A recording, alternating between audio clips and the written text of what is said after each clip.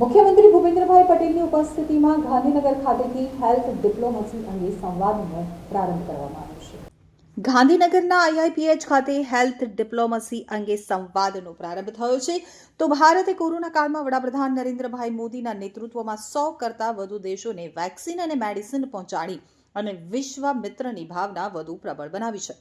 મુખ્યમંત્રી ભૂપેન્દ્રભાઈ પટેલે જણાવ્યું કે વડાપ્રધાનના નેતૃત્વમાં ભારત ગ્લોબલ સાઉથના દેશમાં જેનેરિક દવાઓ ઉપલબ્ધ કરાવવામાં તેમજ ફાર્મસી રેગ્યુલેશન વર્કમાં સહયોગ પૂરો પાડી રહ્યું છે।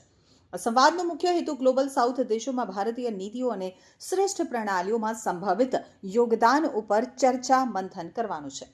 તો આરોગ્ય સુરક્ષા સુધારવા, ગરીબી ઘટાડવા અને સમાનતા વધારવા માટે ગ્લોબલ સાઉથ દેશો વચ્ચે પરસ્પર સહયોગ સહિતના વૈશ્વિક આરોગ્ય મુદ્દાઓ પર આ સંવાદમાં ધ્યાન કેન્દ્રિત કરવામાં આવ્યું છે।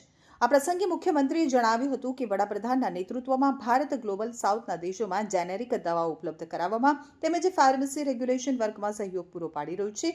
તો આરોગ્ય મંત્રી ઋષિકેશ પટેલે આ પ્રસંગે જણાવ્યું હતું કે ગુજરાતના તત્કાલીન મુખ્યમંત્રી અને હાલ દેશના વડાપ્રધાન નરેન્દ્રભાઈ મોદીના નેતૃત્વમાં ગુજરાતની આરોગ્ય વ્યવસ્થાઓ વિશ્વ સ્તરીય બની છે। આરોગ્ય ક્ષેત્રે પણ સંશોધન કરતી એક અલાયદી સંસ્થાનું વિચાર બીજ પણ આઈઆઈપીએચ સ્વરૂપે નરેન્દ્રભાઈ મોદીએ જ રોપ્યો હતો, જેનો મુખ્ય ઉદ્દેશ આઈઆઈટી, આઈઆઈએમ જેવી સંસ્થાનું નિર્માણ કરવાનો હતો।